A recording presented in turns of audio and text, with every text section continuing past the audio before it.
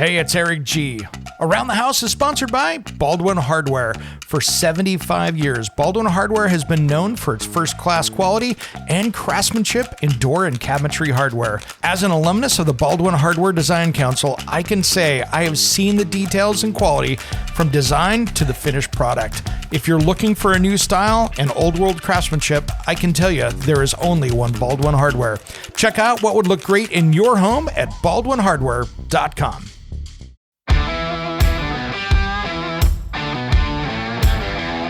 It's Around the House. We've been talking today about my tricks to keep your project under budget. What can you do to keep this under control so you can maybe tackle that project? Because as we know, nothing has gotten less expensive out there. There is everything that we tackle that requires some kind of a budget. And man, it is crazy when you walk out of the home center and go, I just got this for what? Yeah. It adds up quickly, as we know. So these are my tips to help you get that project done and on time. Now, we've been talking about, planning your material use correctly and planning out those cuts. And this is something... When it comes to remodeling and renovating your home, there is a lot to know, but we've got you covered. This is Around the House.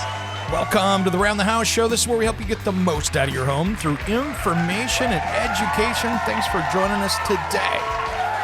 Well, if you missed last week's show on the radio or the podcast, man, we had a great one with the Oregon Manufactured Housing Association talking affordable housing. If you missed that one, you can catch that on any podcast player. Just look for Around the House. And if you want to get a hold of me, send me a message. Head over to aroundthehouseonline.com, and you can use the Contact Us page there as well. If you want to catch my nearly 200 videos that are out there from the Around the House Northwest television show, I've got those broken out so you can catch those. And just head over to the Around the House online. You can see the videos there, and then just click over when you get to YouTube, and you can find the playlist there on the Fox 12 Oregon YouTube page and all of that. So you can find it just right there. So for this, just head over to aroundthehouseonline.com and you can navigate from there because it's all kind of sliding and hiding over there.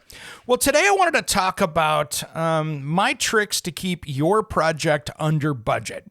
And I've been really trying to really check out ways to do that because, man, everything's expensive. Building materials are expensive. Fuel's expensive. Everything's more expensive right now. So how do we keep things under budget? And so here are my tips and tricks. Now, there's a lot of things we can do. And the first one here is one that can save you a ton of money and help you get the job done faster. And that is going to be find your favorite tool rental store. And because here's the thing, many of us want to buy a tool. Like me, I want to buy a tool for every new project, but it doesn't always work out that way. It can add hundreds or thousands or tens of thousands to a project because, I don't need a mini excavator hanging around the house or a boom lift. I mean, I do, but I'm not going to go out and spend the money on it because I'm just not going to use it every day. Just like if I need a really big table saw. If I need a really big table saw, I have a contract. Actually, I have two different contractor saws. But I don't want to store that big thing because I quite frankly don't have the room. So I'd much rather go down to my favorite tool rental center and grab stuff. Now, what makes up a favorite tool rental center? For me, the first one is not even the price, but how good of condition are they keeping their things in? I mean, here's the thing. If I go down to my big box store, national chain, I'm not going to call them up by name. I don't have to. You know who I'm talking about. If I head down there, and I don't know what it's like in your area, but I tell you what, when I rent stuff from there, the Bobcats or whatever they have there for their excavators or everything else, they are on their last leg.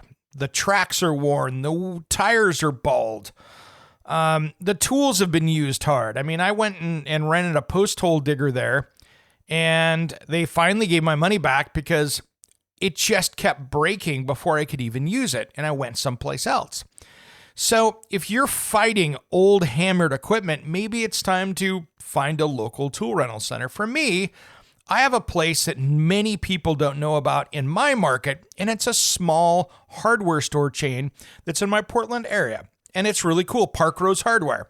If I go rent a tool from them, it's probably a current year model, and it is well maintained. It is the best of that tool, which I like. If I go rent something, I want to be able to use it like it's supposed to, not, oh, wow, this thing's almost done.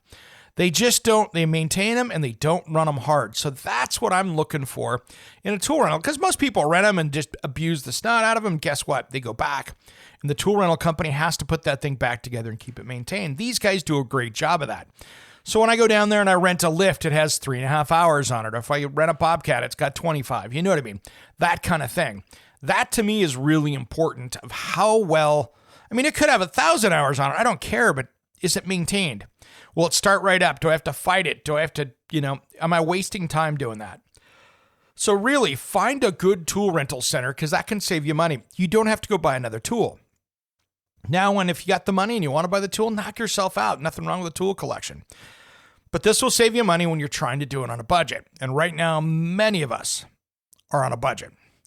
My next one here is something that for you to consider, and it can burn you and it can go well, but you just have to do your research. My first thing here is to do your research. Can you buy stuff used or slightly used or previously used, however you want to call it? And can you get away with it? Like I did a TV segment here, hot tub on a budget, and I wanted to see if I could do that on a budget. And so about $1,300, I put a nice 8-foot by 8-foot hot tub in my backyard. Did I pick up the thing used? Yeah, it's a 15, 16-year-old hot springs spa. It is nice. Now, does it have all the computer controls and the flip-up TV? No, it doesn't. Does it have everything to make me comfortable? Yeah. Will it be reliable for a long period? Yeah, it will, because there's not that much to go break on it. It doesn't have all the crazy electronic stuff on it. So for now, I turned around and with my friends at Easy Pads and other people like that, we ended up having a great hot tub. And the most expensive part is electrical on something like that. If you need to run a 220 circuit over there or a couple circuits depending on your tub, you can have $1,000 or $2,000 really quickly. You can have $1,000 in materials if you're not careful. So be very careful of that. That's where the money comes in. If you got to pay an electrician, it can be a few $1,000s to get a hot tub disconnect and that stuff and get the tub wired up. So be prepared. It can cost you even more if you have to put a new panel in. So that's the part there. If you're out shopping used and you want to do a hot tub on a budget, maybe find one of the 110 smaller models out there that you have a 20-foot extension cord that you can plug in to a 20 amp outlet and be good. That might be your way to go.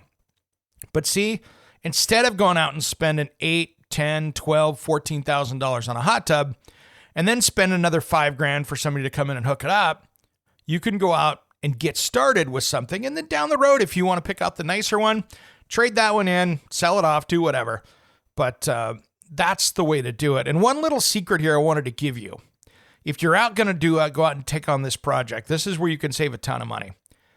Do not go buy a hot tub unless you know its history. If you can't go out there and if it's not running, it's not working, the jets are working, whatever else, or it's already been disconnected and sitting there, man, all it takes is one freeze and for those things to blow up and you'll never get it repaired. And trust me, I can go through and fix just about anything.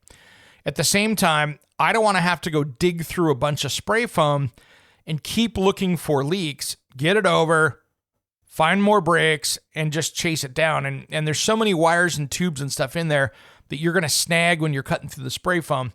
They're just not worth it to repair it once they've been frozen.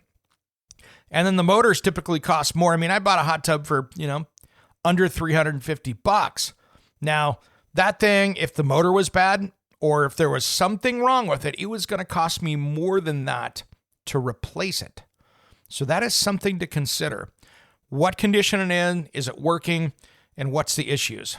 Even a good hot tub cover can cost you a few $100 to something that's custom to $700 or $800. So just be careful of what you're looking for. Those are where things get expensive. But really, going for something used or something that was a overage can be something that, maybe people bought something, they can't take it back, and now they've got it on Craigslist or Facebook Marketplace or OfferUp or the many different places you can buy things. Take a look at that. That could save you a ton of money. Now, the only thing I want you to make sure of is make sure that if you're looking at wire and things like that, it could be stolen. It could be something like that. So make sure that you're getting something that might have a criminal case following it around so you don't get yourself in trouble. But really, there's some places to save money, and we'll talk about that when I come back. Some of the things I've learned on saving money. We'll do that just as soon as Around the House returns. Why, in a world of ugly faces, should I be allowed to be so hot? So many people.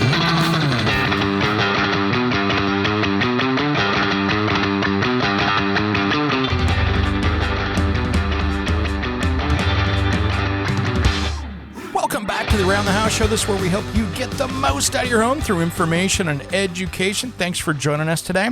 Hey, if you're catching us on the radio or the podcast, make sure that you catch our Around the House Insider. Be part of our premium membership, and we've got so much going on over there.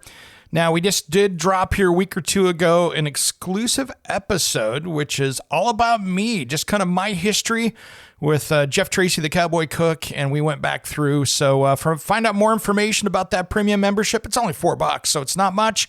And you can find that over at aroundthehouseonline.com. Would love to have you over there because we're going to be putting some special premium content over there. And then you get to check out the show early, as well as you can find out so much more of our history back there with the exclusive back catalog. So you get to get back into the early shows or earlier shows of Around the House. Some of those ones from the very beginning, we don't even have record of as far as recordings. But over the last, 7 or 8 years, no problem. We've got them back there for you. Well, we've been talking about today about how to take on these projects, on a budget, how to save money while we're tackling these kind of projects. And there's a lot you can do with doing these things on projects on a budget. And some of that comes down to shopping and getting materials. Now, there is a big controversy out there over, should you be buying it at a lumber yard? Should you be buying it at the home center? Where are you getting your wood from on a DIY or construction project? And something that's really depending on the market where you're at. What I've seen is that the pricing at the home centers is a little more flexible sometimes, where they're a little more market driven, where the lumber yards are really more importantly figured out what's come in the door. If they ordered a rail car full of lumber and it showed up and they've got it there in stock, you might have a better job there. So that is going to be just shopping because it's kind of market prices. You just don't know where it's going to be. But call around and see. I've got some guys that take care of me, so I get a pretty good discount there. But sometimes the home centers are competitive as well. Now, if you're doing electrical and wire, one of my things that I've noticed, and this was something that was probably for 7, 8 years was the rule, but I think with the retail thefts going on, this has changed so much. It used to be you could go into Home Depot and buy wire cheaper than anywhere else because they were trying to use that as a loss leader to get the electricians in to come in and buy stuff, or the contractors. Those days have left the building. That wire is not the least expensive thing anymore, and many times it's locked up, and it can take you a long time to get somebody to come unlock it for you to have access. So that is not your best place. So I would be looking at your local electrician supply places, or for me right now, the best prices I've been getting has actually been on Amazon. So I can order wire there and get it the next day in my market. And it has been 15 or 20% less than what the home centers are. And I've even gotten it more than that, where it was like 40% less. So same wire, same packaging, but they've got it there with less markup on it. So that has been one place that I've been able to find wire, And then here's the thing too, when it comes down to maybe you're doing a kitchen project, when you're doing appliances, things like that with cabinetry, here's another little secret. If you've been going into the home center and buying those big name brand cabinets, unless you're doing it with one of their credit cards, which might make sense, where you're going to get 12 months no interest or something like that, really many times that is the most expensive place to get that brand of cabinetry versus the least expensive. And here's why. When you have an independent kitchen and bath dealer carry a brand like, I don't know, I'm just going to use one of the common brands in there. You all seen them, whether it's Craftmade or American Woodmark, or go down the list, right? All of the brands in there. When you have a brand like that is in there, there's a lot of markup in the home centers on this. And here's why. First off, the cabinet companies aren't making them a smoking deal because, and I've been through probably 20 years ago through the negotiations of this, of putting a brand in the home center. And here's what they were asking for back then. And it's no different now. They would say, hey, we're going in so many thousands of stores in the country, and no matter where they're at, we want you to have a rep in that each one of those stores every 2 weeks, 2 months, whatever it is. Doesn't matter. And we want all our displays for free. Well, if you've got to put in 4 displays and keep updated and give it to that big box store, and you got to put thousands of those in the country, as well as pay for a rep, hire them, and get them in all those stores, there is a lot of overhead over the top of that. And so what happens is their cost many times is more so than what that independent dealer is, because that independent dealer might have 1 or 2 displays. But that rep, who's probably already there being forced there by the home center, is already around, or they have their own independent reps. But long story short, there's a lot less headaches with those independent dealers and the home centers, because the home centers also have these wild return policies where if the people don't like it, bring it back, and then they want to get full credit back on those cabinets. So it's very expensive for these cabinet lines to deal with the home centers. It just is. There are no special deals. The cabinet companies are moving a lot of boxes, and they have the luxury of selling, truckloads of cabinets each day to these guys, which keeps the factory going. But it's also one of their lowest margin because of the level of headaches. And that level of headaches could be lack of training for kitchen and bath designers. Typically, the best kitchen and bath designers that are designing your kitchens usually leave the home centers. Now, there's great ones out there, so I don't want to disparage if you're a great designer. I worked for the home centers for a while, so when I was early in my career. But here's the thing. Most of these people, and this is what it is, most of these people, when they've got that skills for their design, once they realize they're in the home centers that they can make 3 or 4 times the money if they go work for an independent dealer, they're going to be much better off. So that's what happens, guys. So they go, wow, I can make 4 times the money going out working for an independent design place. Cool. So the home centers spent the time, they did some training, and they got them going. And then once they've been there a year or two and they got really good at what they're doing by trial and error, they leave to go make commissions, go big. Because basically, if you're working at the home centers, you're getting paid by the hour, and that's just about it.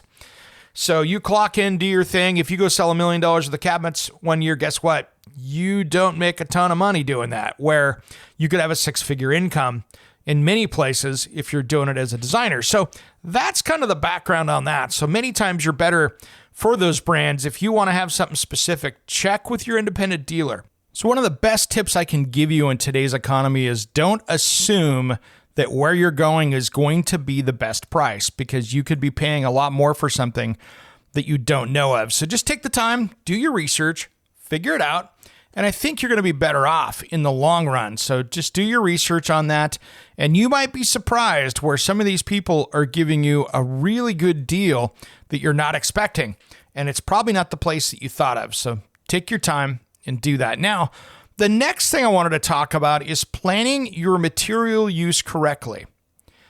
Basically, planning out your cuts and trying to use the most out of your material. I have always, because, I hate wasting material. My little game is when I'm doing decking or things like that, is really trying to save money. And I'm going to give you my tips when we come back. How do you get the most out of the material? Because if you're paying $50 or $60 for a deck board, why throw it away? Around the House will be right back after these important messages. Don't go anywhere.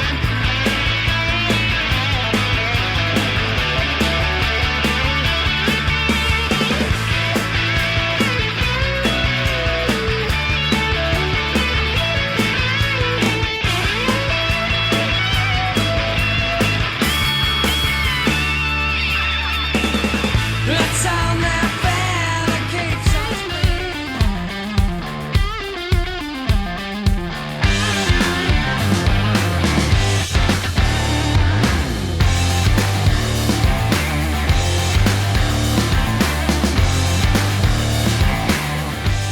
Welcome back to the Around the House show. This is where we help you get the most out of your home through information and education. We've been talking today about My tricks to keep your project under budget. What can you do to keep this under control so you can maybe tackle that project? Because as we know, nothing has gotten less expensive out there. There is everything that we tackle that requires some kind of a budget. And man, it is crazy when you walk out of the home center and go, I just got this for what? Yeah. It adds up quickly, as we know. So these are my tips to help you get that project done and on time. Now, we've been talking about, planning your material use correctly and planning out those cuts. And this is something that I really like to pay attention to. I'll spend 15 or 20 minutes if I have to and start planning out the best use of material. Okay, if I make if I have an 8-foot board, and if I'm going to cut a 60-inch or a 5-foot piece, I got 3 feet left. Am I better off buying a 12-foot piece of lumber so I have 2 6s, or am I throwing a bunch of stuff away, or can I use that someplace else? So really think about what your cuts are and the material length that you're buying when it comes to lumber. Make sure that you're getting the right size, because sometimes you just go in and go, oh, by 8 foot, that's what it is. And that can be pretty difficult if you didn't plan everything else. You could be throwing away a ton of 2 or 3 feet material, because if you would have bought the next size or 2 sizes up, even though it's a little bit more money sometimes, you're not throwing away all the material, so your square foot price is less. So one of my little tricks and tips when I'm doing cuts is I put a 5-gallon bucket at the bottom by my saw. It is my little reminder to make sure that I'm paying attention to my cuts. And 2, it's the places I can put those little tiny pieces that I don't just drop on the ground. So it's also my cleanup bucket. So if I've got a little scrap or pieces, I can drop it down into that. And it's my constant reminder to be mindful of the material I'm using so I'm not wasting it. Now, I know if I was a licensed and bonded contractor working on somebody's job site, sometimes, it's not cost effective for them to spend all this time trying to figure out those cuts, because maybe the material's cheaper than what their hourly time is. And maybe they just need to blast through it. So you'll see that a lot when you see framers building a house, especially a spec house, things like that. The material that gets thrown away, from half sheets of plywood to, 7 foot of an 8-foot board, that kind of stuff that you see where it's just not reused. You see a lot of that in new construction these days, depending on the builder. Now, there are some great builders out there and some great framing contractors that just don't waste material because it's a point of pride for them. And there's other ones that get in and get out, and if the material's sitting there, they're going to use it. And if it's cut, guess what? They're not going to mess with it. Off they go. So it's just really depending on the attitude of the company and, what they're getting paid to do it. So it's really dependent on that. But for you, taking on your own projects, kind of tackle your own stuff, there's no sense wasting wood and materials that you're not going to use. So spend a little time so you don't have to over purchase materials. Now, depending on what you're working on, you might need a 10%, 15, 20% overage, depending on what you're going. But these are things that you should have into your plan. And many times you can take that stuff back when you're done. So if you save some money, that can go on to your next material purchase and you'll be okay. Now, my next tip here is something that really can save you a lot of money. And for instance, right now, I'm working on a plan myself to make sure I do it correctly. And it's a little bit of a complex one. I'm going to be building an outdoor pizza oven for an upcoming television show. But I need to do a little tiny deck extension, a little cover extension. That's just a little tiny thing. But I need to figure this out and get this done. So that is my next little battle. So let's think about that just a little bit. How do you plan it ahead? And the plan is the most important part of this process, because you don't have to build things twice or have to go back and do it.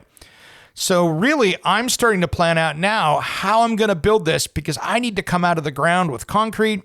I need to build a concrete and block base. I need to build a little bit of a deck extension around it. And so these are things that I've got to come up. So it's kind of you don't want to get the cart ahead of the horse, if you know what I mean. So you really need to go through and map out like a game plan, like you're playing a football game or something else like that. What are my plays to get this done? And that way you don't have to do things twice. So for me, I know that I'm coming out of the ground with concrete to build a footing for this pizza oven, because it's 1,600 pounds just in materials before I build the base, before I put a top on it, those kind of things. So these things take up weight. So I'm going to have over 2,000 pounds of material sitting there. So I need to build something solid.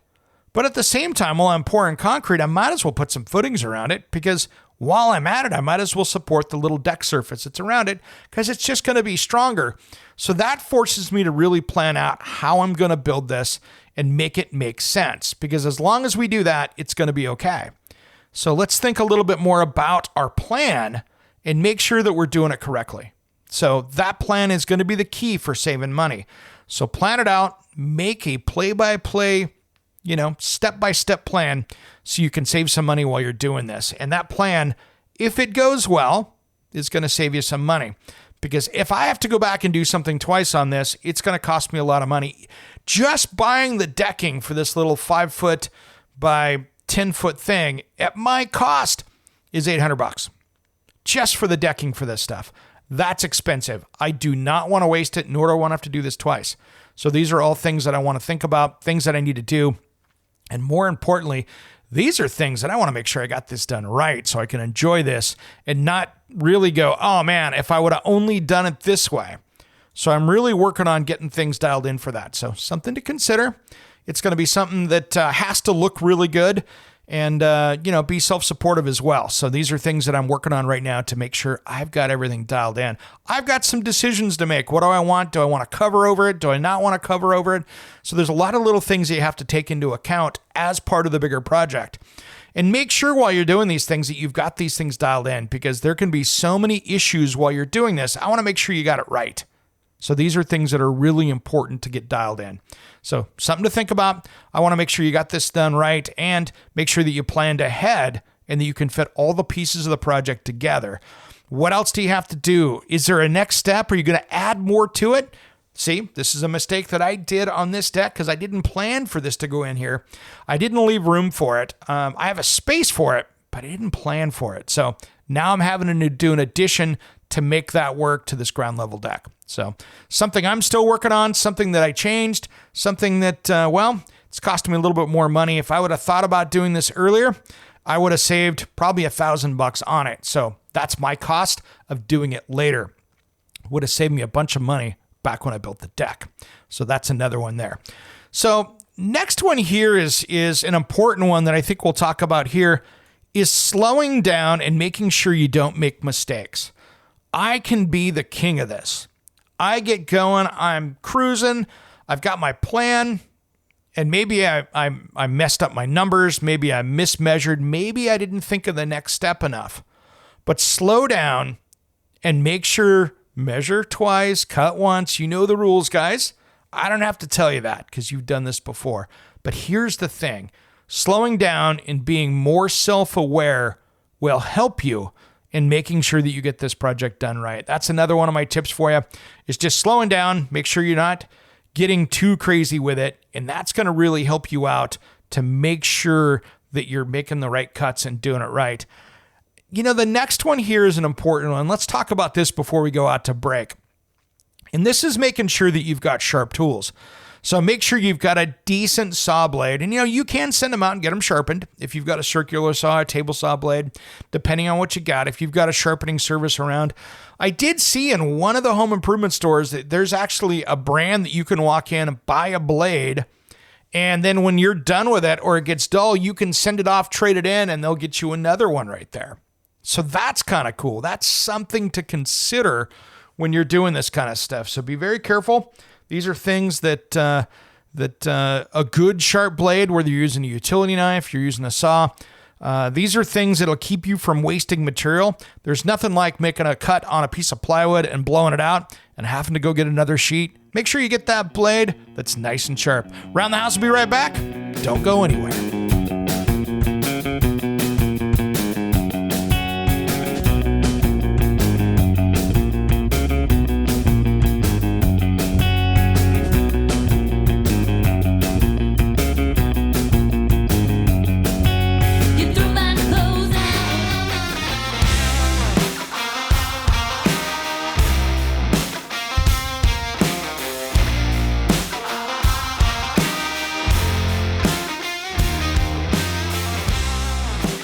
Back to the Around the House show. I'm Eric G. We've been talking about ways to save you money on your next renovating project, whether you're talking on that little DIY project or a major remodel. This is stuff that I want you to make sure that you're doing to save some cash while you're doing it, because things just keep getting more and more expensive. So there's a few things we can do to save money. Now let's talk about here, maybe you're hiring a contractor and you are wanting to save money. And this is one of the most important things if you're hiring somebody, to make sure that you're doing this correctly.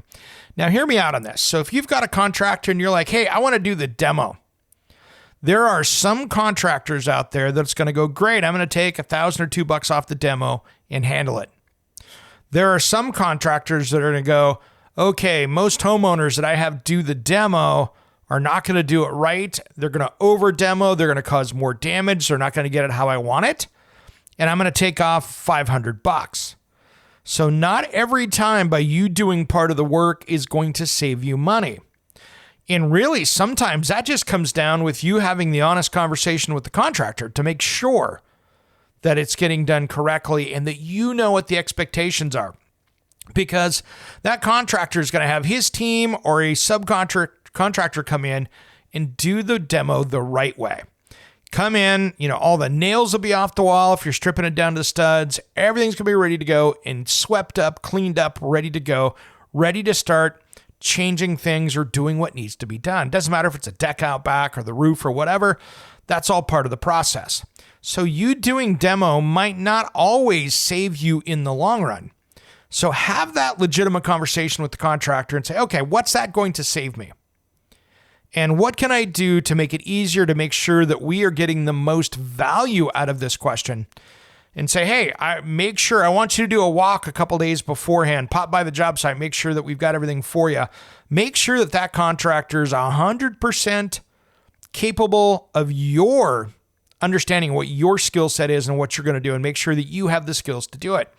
So you have demo, because so many contractors that I work with in the remodeling side of things out there will go, oh man, they're not going to get it done on time. The job site's not going to be complete as far as the demo.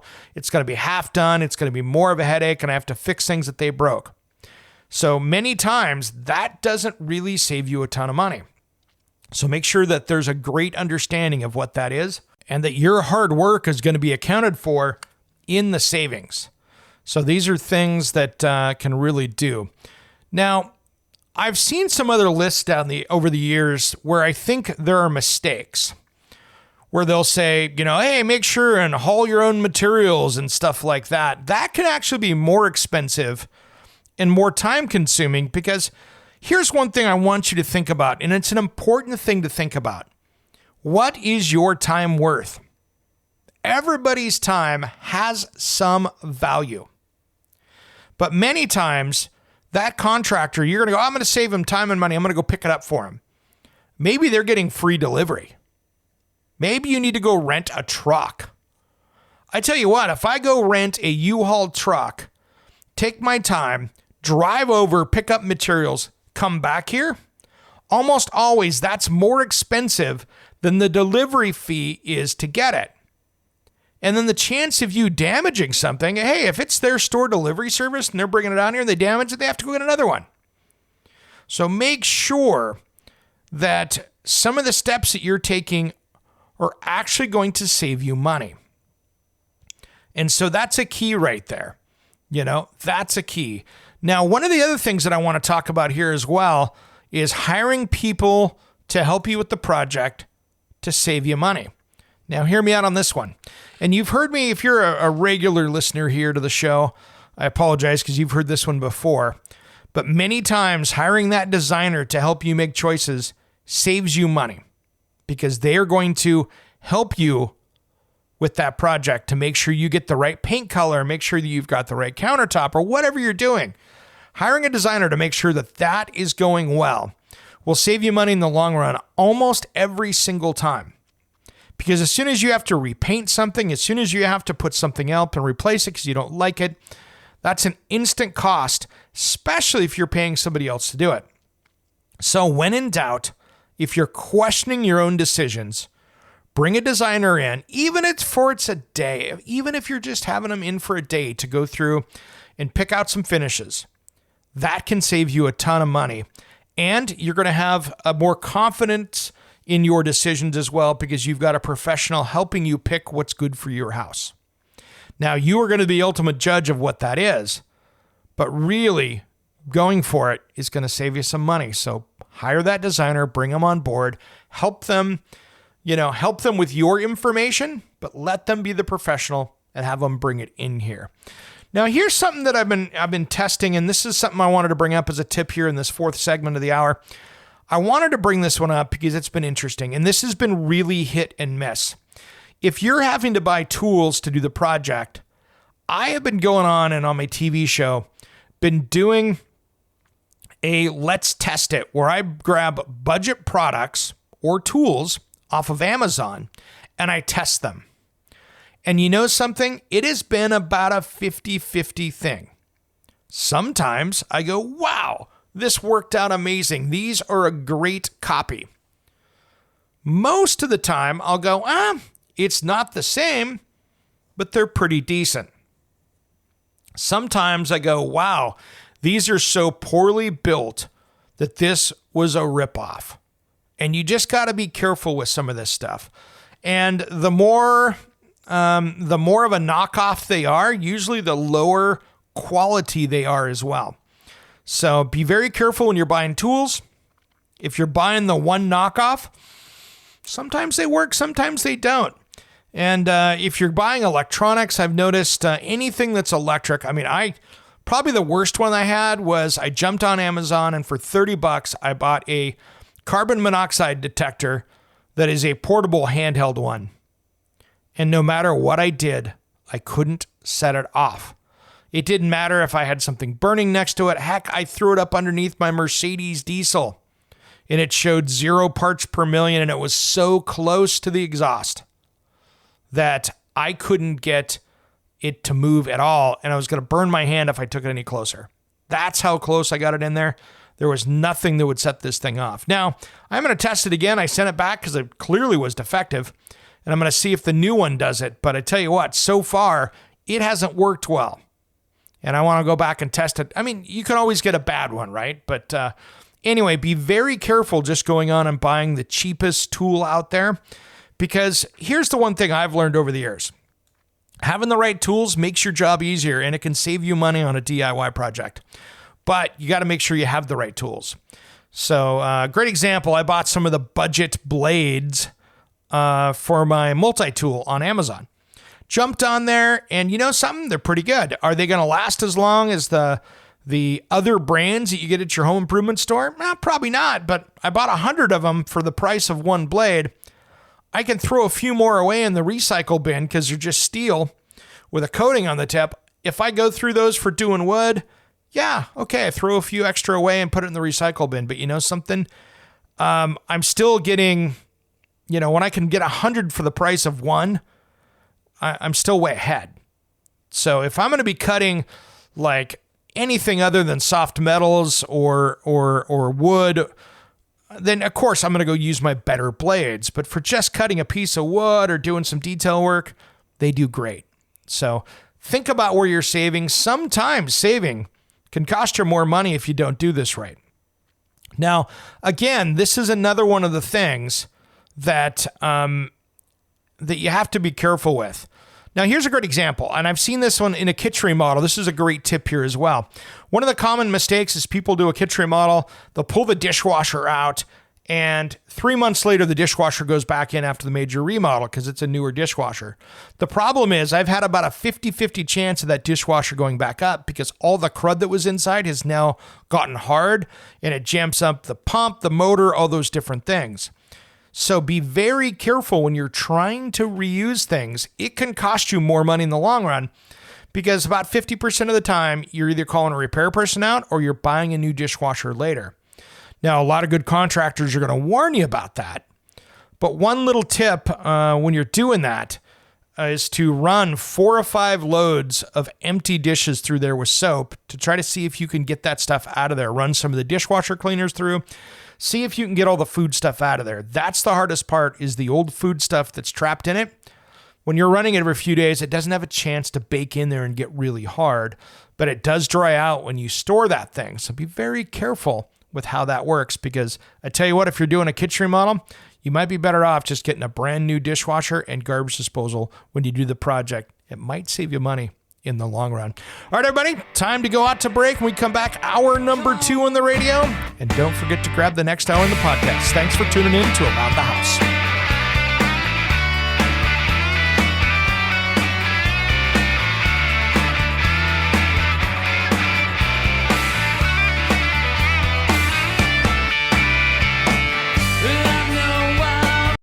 Hey, it's Eric G. from Around the House. Are you planning a decking or siding project this year? If you are, you've got to check out my friends at Millboard. Millboard is a completely different kind of composite decking and cladding that enhances outdoor spaces with enduring distinction. Hand-molded from the finest oak, it realistically mimics the natural grain and color of premium hardwood. If you're looking for something that doesn't look like plastic and instead real wood, check out millboard.com. Make sure and check out that interview we did just a few weeks back. That's millboard.com.